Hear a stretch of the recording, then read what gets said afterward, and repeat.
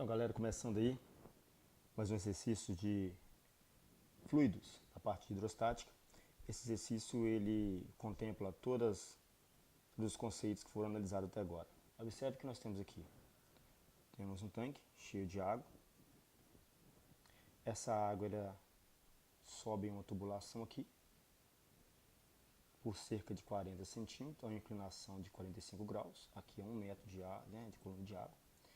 Essa água vai comprimir esse gás aqui. Esse gás vai forçar esse êmbolo, igual aquele de seringa, igual que a parte pretinha da seringa, vai forçar para lá, correto? Só que em contrapartida, aqui você tem, do outro lado, você tem um compressor ligado, exercendo uma pressão aqui de 2 kPa. Esse compressor exerce uma força no êmbolo para cá. Bacana? Então a primeira ideia a fazer é o seguinte, é nós analisarmos quais são os vetores. Mesmo a pressão não seja uma grandeza vetorial, vou analisar aqui o seguinte, olha. Se você pegar aqui novamente o desenho, você tem uma pressão atmosférica aqui, outra pressão atmosférica aqui. Bom, professor, no outro vídeo você falou que fechado não tem a pressão atmosférica aqui no fluido, só que nesse caso, isso aqui é um êmbolo, então ele vai estar móvel. Se eu retirar essa pressão aqui, acontece o que? Esse êmbolo pode voltar, esse êmbolo é igual esse aqui, ó, que vai estar movendo, correto? Bom, então, o que nós temos aqui? Aqui nós temos a pressão atmosférica, que era para baixo na tubulação. Do outro lado do êmbolo, naquela partezinha preta, temos esse aqui, ó. Esse aqui está sendo exercido nesse ponto aqui. A pressão do compressor. Então temos pressão atmosférica e pressão do compressor nesse ponto aqui, ó. Pressão atmosférica e pressão do compressor. Do outro lado nós temos aqui a pressão no líquido. Essa pressão aqui, ó, que está nessa parte. Certo? E aqui também temos a pressão que essa coluna de água aqui vai estar exercendo.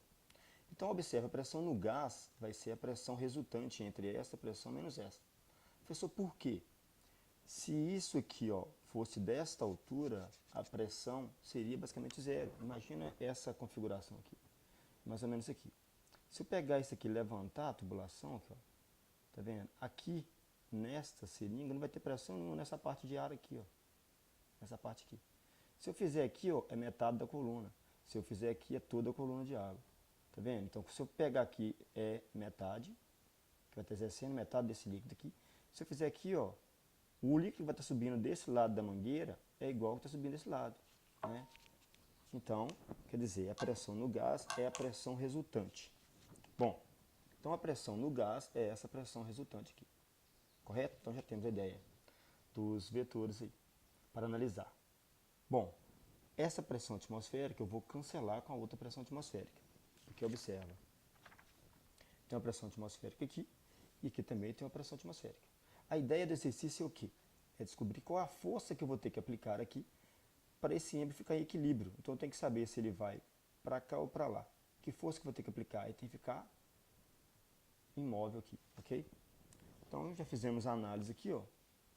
Dá para entender, que aqui a pressão resultante é a pressão do lado esquerdo menos a pressão do lado direito. Vamos calcular então a pressão do líquido esquerdo. A pressão do líquido esquerdo, o que nós temos? Nós temos, no caso, a pressão nesse líquido aqui, que é o quê? É a densidade desse líquido, vezes a gravidade, vezes a altura. Mas por que densidade? Porque se fosse outra substância, olha aqui, por exemplo, olha, eu tenho óleo e tenho água. São densidades diferentes. Então, por isso que a densidade eu tenho que levar em consideração. Quanto que é a densidade da água? Esse valor aqui, ó, a unidade. E a gravidade? 10 metros por segundo. Do outro lado, a coluna de 1 metro. Então, multiplicando aqui os valores, 10 vezes 1, 10. Eu tenho 10 vezes 10 ao cubo. Pascal. Ok? Voltando aqui, então, para ser uma potência menor que 10, para ficar em notação científica, a pressão do líquido esquerdo vale 1,0 vezes 10 a quarta Pascal. Anota aí, ok? Bom, então, agora vale o quê? Calcular a pressão do lado direito. Então agora eu vou calcular a pressão que está sendo exercida neste lado aqui, ó, certo?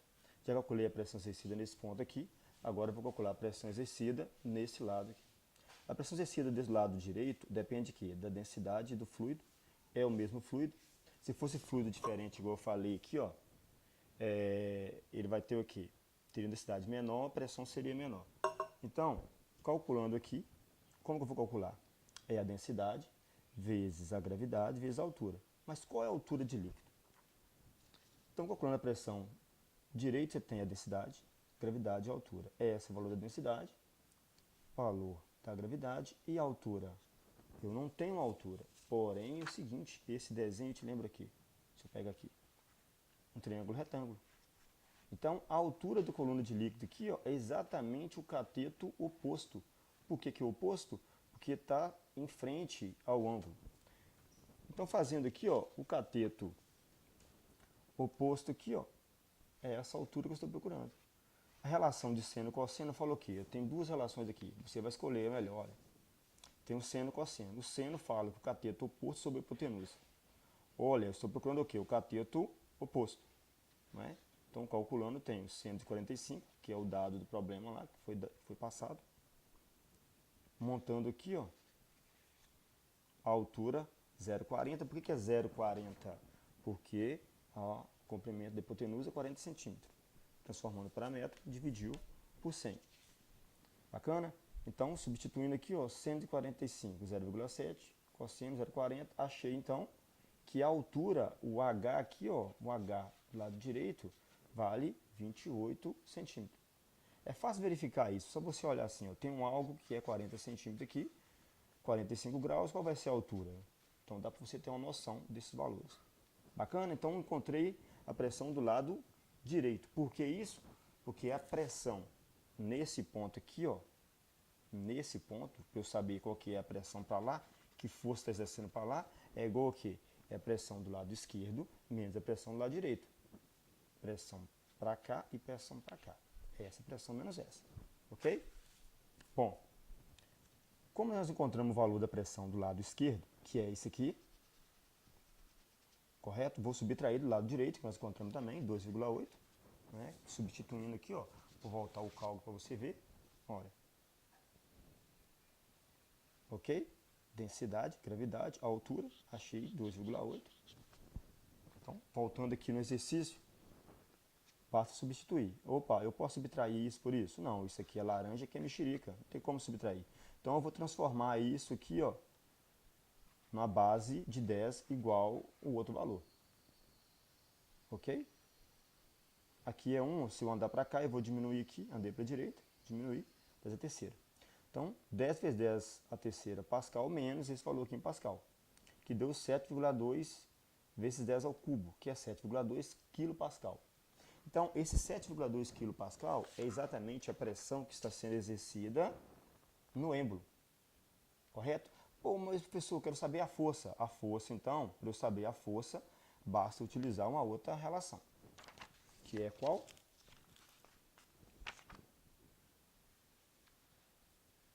Olha aí.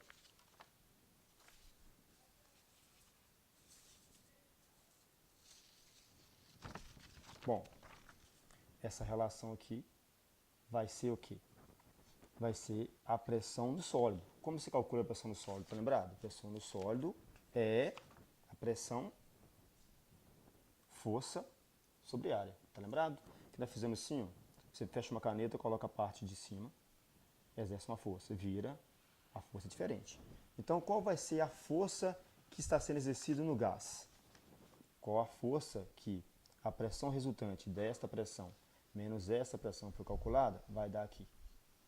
Então, a pressão resultante, nós encontramos ela naquela hora, que é 7,2 kPa. É essa pressão. Pela relação pressão no gás e a força sobre a área, então a área do êmbolo e a força, a pressão no gás para lá. Essa relação eu vou descobrir qual que é a força no êmbolo.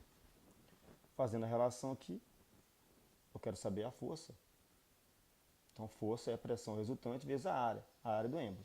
Qual que é a área do êmbolo? Voltando ao problema, a área do êmbolo é 9,0 vezes 10 a menos 4 metro quadrado. Então, eu coloco ele aqui, os valores. Aqui eu posso resolver, porque o que? É uma multiplicação. Basta multiplicar isso por isso, que deu esse valor. Agora, multiplicação de potência de mesma base, conserva a base, subtrai os expoentes. Então, menos 1. achei a força de 6,4 newton. Opa, isso quer dizer que a força que está sendo aplicada para lá vale 6,4 newton. Correto? E qual que é a força que está sendo aplicada para cá? Para eu saber, basta eu fazer a mesma relação que tem aqui com a pressão que o êmbolo está fazendo. Bacana?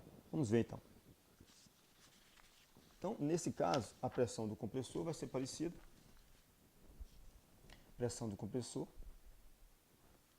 a força sobre a área do êmbolo. Só que nesse caso tem um negócio interessante, olha aqui, olha.